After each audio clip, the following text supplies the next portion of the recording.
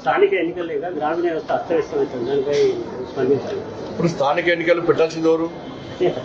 రాష్ట్ర ప్రభుత్వం పెట్టాలి.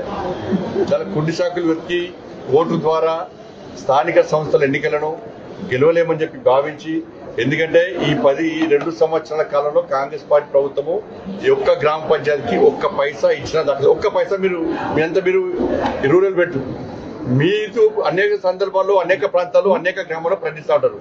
మీరు పోయిన గ్రామంలో కాంగ్రెస్ పార్టీ ప్రభుత్వం గ్రామ పంచాయతీకి ఒక్క పైసానైనా ఇచ్చిందా?